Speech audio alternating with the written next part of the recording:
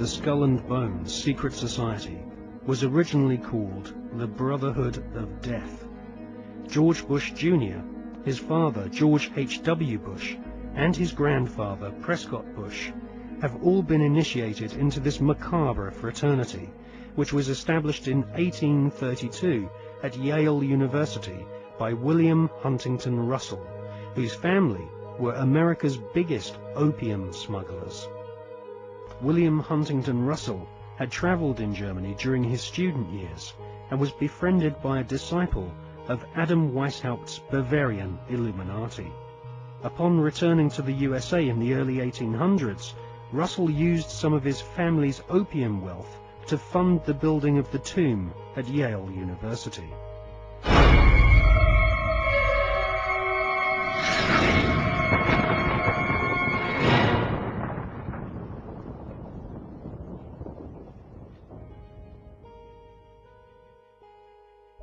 In her fascinating book, American journalist Alexandra Robbins claims to have unearthed a Skull and Bones plan to dominate the world. One can't help recognizing the fact that in the 170 years since the formation of the Skull and Bones Society, it has members in the most influential jobs all over the world. New initiates seem to fall effortlessly into high-paid jobs within banks, media organizations, government agencies, and huge corporations which earn vast profits from government defense contracts. The Skull and Bones Brotherhood of Death recruits members from America's billionaire aristocracy. Multiple generations of the Bush family have taken part in 6 satanically inspired rituals, along with members of wealthy families who are behind some of America's most famous brand names. Based on the rituals of the German Bavarian Illuminati, the Skull and Bones have approximately 900 members worldwide. The new initiates are threatened with blackmail if they ever reveal the secrets of this Masonic order. At this point, they are dressed in long robes and rechristened with their occult names.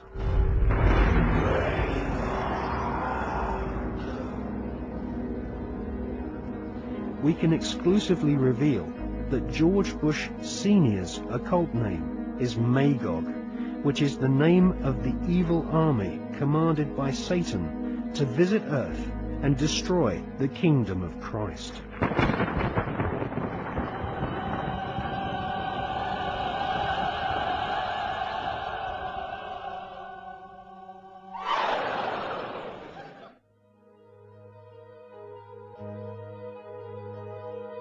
The American Ivy League colleges each have their own branches of the Skull and Bones Brotherhood of Death, indoctrinating the children of America's elite families who go on to become the captains of industry, banking, law, military, and the media.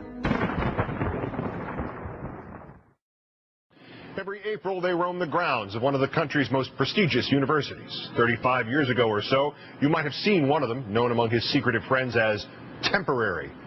Our #1 story in the countdown: if Temporary winds up losing the presidential election this fall, that name is going to haunt him the rest of his life. Temporary.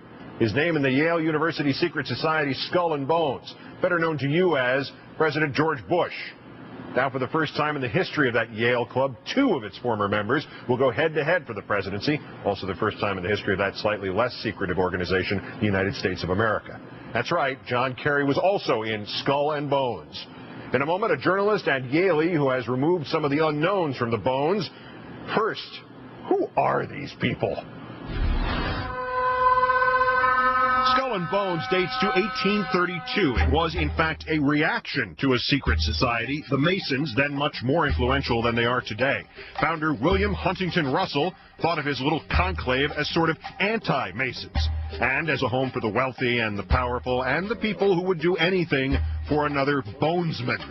Each year, 15 Yale undergraduate seniors are tapped for membership, initiated in controversial, murky fashion dramatized here in the movie The Skull. Skull above any other. Say, skull above any other. fashion satirized here in The Simpsons. Who lives Atlantis off the maps? Who keeps the Martians on their racks? We do.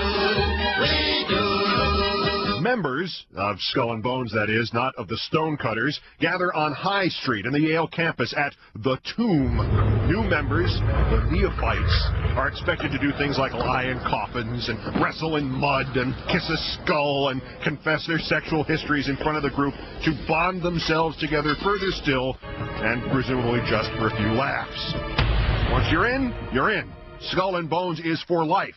Talking about Skull and Bones is for others. And there are a lot of bonesmen who did not talk, but did succeed. Henry Luce, who created Time magazine and all its cousins. Harold Stanley, founder of Morgantown. Henry Louis Stimson, the Secretary of War under FDR and Truman. William F. Buckley. Averill Harriman, longtime governor of New York. And then there are the presidents, William Howard Taft, whose father Alfonso had helped found the group and whose son Robert was a senator, George Herbert Walker Bush, whose father Prescott was a bonesman and a senator, the current President Bush, although his kid at Yale has not been tapped for Skull and Bones, even though they do admit women now. His child is not Skull and Bones, his opponent is. John Kerry, bonesman, class of 66. And if this needs to be weirder for you, try this. His wife, Teresa's first husband, the late senator from Pennsylvania, John Hines. His father was Skull and Bones. So we have an all-secret society presidential election. Not that either of them are talking about it. You both were members of Skull and Bones, a secret society at Yale. What does that tell us? Not much, because it's a secret. You were both in Skull and Bones, the secret society. It's so secret we can't talk about it. One a Democrat, one a Republican, miles apart on the issues, but both rooted in the same secret Yale society. Which raises the question, how exactly is the Bush bone connected to the Kerry bone? Them bones gonna walk around. Joining us now to talk about the Bones connection is Alexandra Robbins, author of Secrets of the Tomb, Skull and Bones, the Ivy League, and the Hidden Paths of Power. She's also a Yale alum, and in the interest of full disclosure, a member of another Yale secret society. Ms. Robbins, good evening. Hi, I was a member, but they won't talk to me anymore since my book was published. Congratulations. I guess. Cornell 79 here. We don't know squat about secret societies, so we just go from there. We know from your feature in The Atlantic that George W. Bush was assigned the temporary name Temporary and just kept it. Do we know what John Kerry's Skull and Bones name was? We don't. We can probably assume that he received the assigned name Long Devil, which is the name for the tallest member of the club, but I'm just guessing. There seems to be no middle ground about this organization. Either the group is viewed as the warm-up act for the Trilateral Commission, or it is a society devoted to making people think that it's nefarious and then giggling when people take it seriously. Which is it closer to being? It's actually closer to the middle ground. There are conspiracy theories that you'll hear that are based on nuggets of truth. For example, they really do tell their sexual histories. That's something that both Bush and Kerry would have done. The sole purpose of Skull and Bones is to get members into positions of power, and then to have those members hire other members to prominent positions, which is something that President Bush has done. Basically, this is probably the most powerful and elite alumni network in the country, and that's the significance of Skull and Bones. Well, what happens when two bonesmen are in conflict, like, say, if they run against each other for president? Are there rules of conduct among bonesmen to cover this? I've actually asked members of Skull and Bones what happens if it's a Bush-Kerry election. They told me they don't care. It's a win-win situation for Skull and Bones. So there is no instruction, and there's nothing that prevents, obviously there's nothing that would prevent Kerry from running against the sitting bonesman, and so this is a secret society with all these rules and help your fellow bonesmen up until a point. Well, this is an organization that's basically one huge superiority complex, and they're just thrilled to have bonesmen running against bonesmen, because that means that no matter who wins, there's going to be a connection in the White House for them.